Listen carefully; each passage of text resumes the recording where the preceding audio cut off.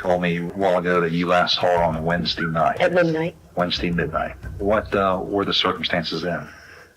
She had come in from work, and she was getting changed to go out. And she said, "I'll see you in the morning, Mom." "I'll see you in the morning, Mom." Those were the last words Misty Morse ever spoke to her mother, a promise that would never be kept. I answered the phone, and then I heard her screaming, "She's dead. She's been murdered." I said, "What? Who is this? What are you talking about?"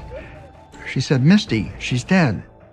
Just days later, Misty's life would be tragically cut short, leaving behind a mystery that would haunt her family and the community for years to come. Big question is why? What would drive someone to do something like that? What happened to Misty? And how did a life full of promise end so abruptly? The search for answers begins now. Misty April Morse was born on April 10, 1978, in Springfield, Ohio. Her family's eventual move to Indian Harbor Beach, Florida, marked a pivotal new chapter, offering her the chance to grow and explore new passions. Misty's early years in the Sunshine State were full of fun and adventure, but her life took a significant turn in 1996 when her parents separated. After the divorce, Misty and her mother, Linda, settled into a new home in Brevard County. Despite the change, she remained close to her father. Throughout her late teens and early 20s, Misty worked various jobs to make ends meet, finding work at several local clubs and bars. Eventually, she decided to further her education and enrolled in a local college. Friends described Misty as a free-spirited, fun-loving young woman who never took life too seriously. She had a vibrant social circle and enjoyed spending her days out with friends. In the early hours of July 20th, 2000, Misty arrived home from work and began getting ready for a night out with a friend. Her mother, Linda, was also awake, preparing for her 3 a.m. shift. As Misty chatted with her mother, she received a couple of quick phone calls. After the call, Misty said her goodbyes, promising she'd see her in the morning. Little did she know this was her last goodbye. When her mother arrived home the next morning, Misty wasn't there. Initially, she assumed Misty must have stayed over at a friend's house and didn't think much of it. Another day passed, and Misty still hadn't returned or made contact. Growing concerned, her mother began calling Misty repeatedly. It was unusual for Misty not to check in, especially if she planned to stay away for a day or two. Worried, her mother reached out to Misty's friends and eventually her father, but none had seen or spoken to her. With each passing day, her worry deepened. On July 24, 2000, a retired judge stepped out for a quiet stroll to check on his boat moored in the lagoon behind his home. Little did he know that this peaceful moment was about to be shattered by a grim discovery. As he strolled along the wooden dock, his gaze fell on something unusual floating in the water below. He leaned in for a closer look, and his eyes widened in shock. He noticed this really pungent smell, and he followed the scent to the edge of his property and found there was what he thought at first was a dead manatee that had washed up into his backyard. And then he quickly realized, it was shocked to find that it was the body of a young woman. The horrified man raced back to his house, grabbed his phone, and called 911. Officers from the Brevard County Sheriff's Office arrived quickly and started their investigation. Right away, they noticed the body was in an advanced state of decomposition, suggesting the woman had been dead for several days. It was obvious that her death wasn't an accident. Her eyes, mouth, and neck were tightly bound with white duct tape, while her hands and feet were tied with marine rope, with intricate knots securing her wrists to her ankles. Plastic grocery bags from Publix were strapped around her body, held in place by rolls of spline, a rubbery black material. Investigators suspected these bags might have been weighted with rocks or sand to sink the body. Detectives searched the shoreline for clues, hoping to find a wallet, phone, or purse, anything that could help identify her. But their search came up empty.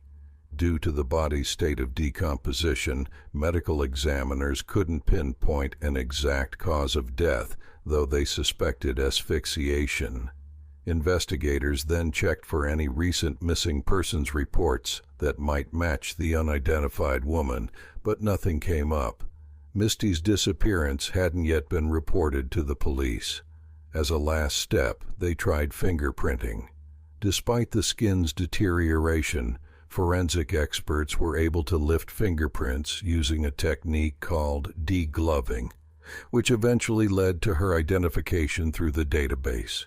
After confirming the body's identity, officers made the heartbreaking call to Misty's mother, Linda, to deliver the tragic news. Linda was utterly devastated, crushed by the brutal reality of her daughter's fate. Her grief echoed in every word as she called a family friend, her voice trembling and breaking into screams of anguish. This is Misty's father. I answered the phone and I heard her screaming, "She's dead. She's been murdered." I said, "What? Who is this? What are you talking about?" She said, "Misty, she's dead." I almost fell down. I mean, literally, I almost fell down. I said, "What happened?" She goes, "Somebody killed her. They found her in the water." I said, "Oh." There wasn't anything I could do. It just made no sense at all. Later, investigators arrived at Linda's home for an interview.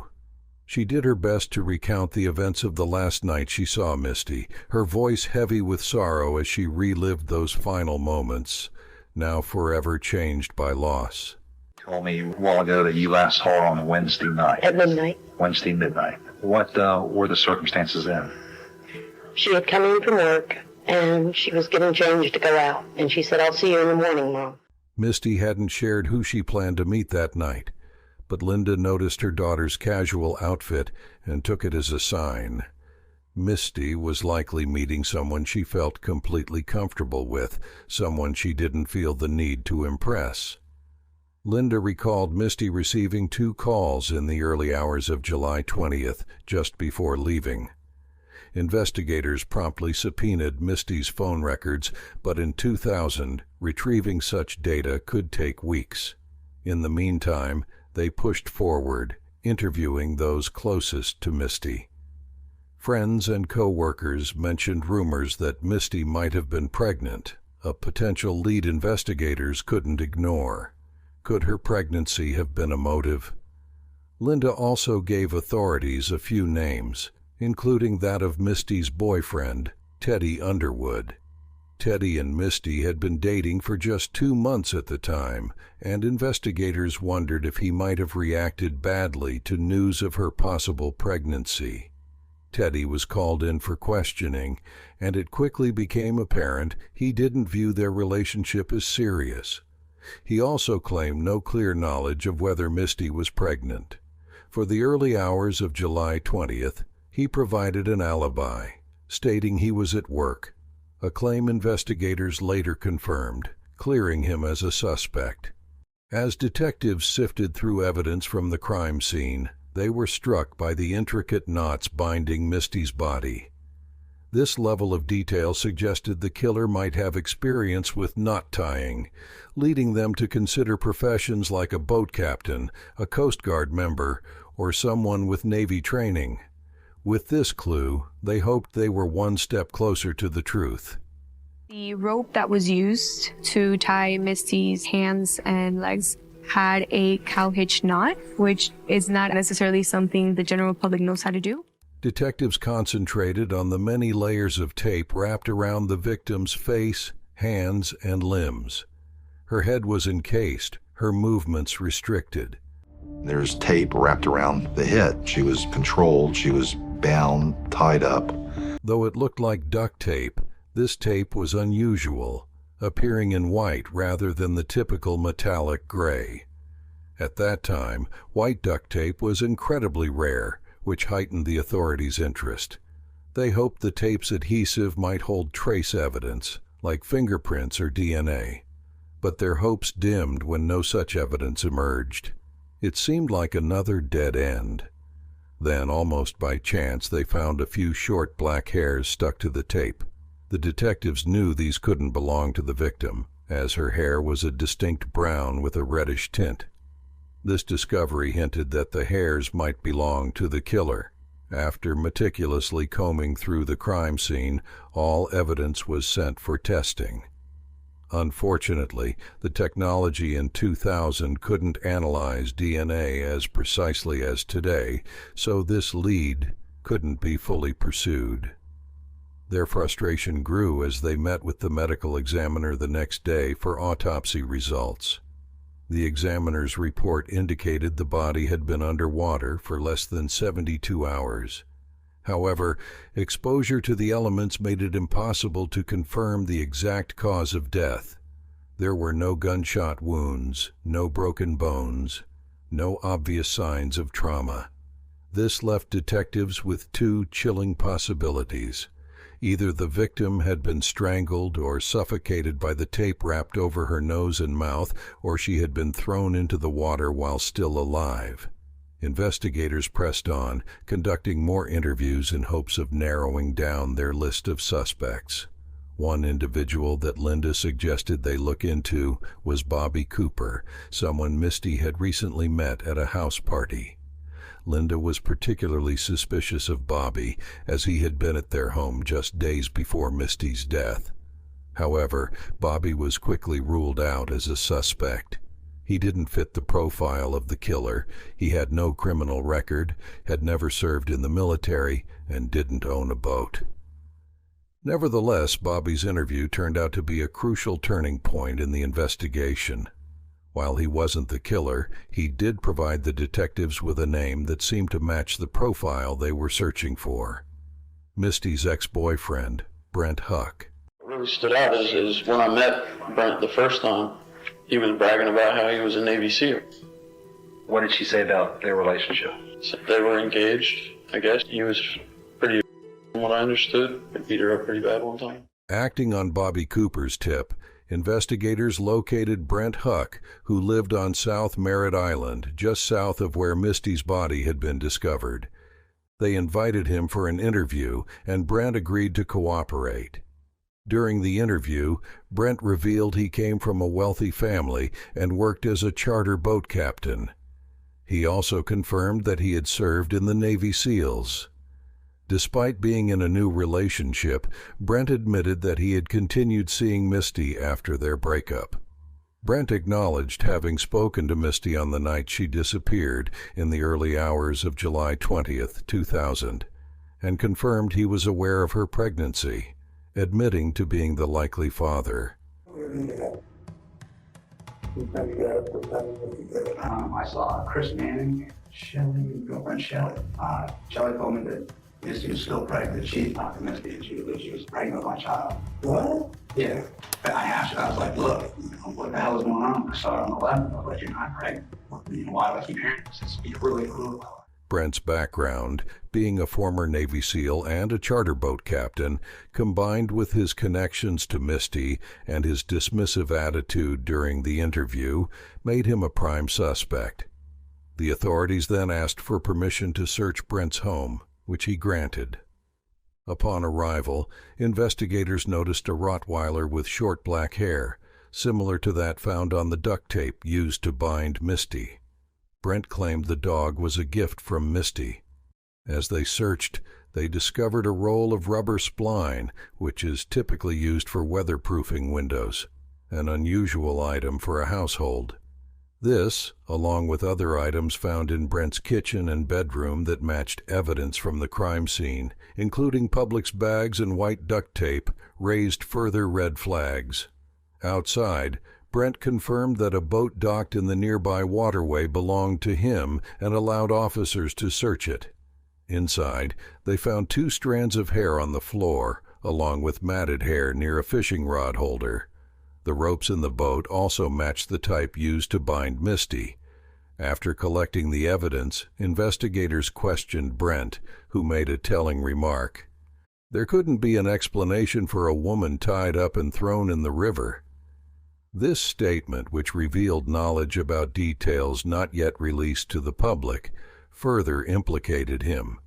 Despite the mounting circumstantial evidence, the state attorney was hesitant to press charges, stating that the evidence wasn't conclusive enough. He argued that common materials like duct tape, rope, and rubber spline could be found anywhere, and Misty's hair on the boat could simply mean she had visited Brent. This setback was deeply frustrating for both investigators and Misty's family. Undeterred, authorities continued to work the case, hoping for a break. That break came in 2002 when a landmark ruling in the California case made pet DNA admissible in court. Investigators sent the black dog hair found on the duct tape for comparison with Brent's dog's DNA, and the results confirmed it was a match.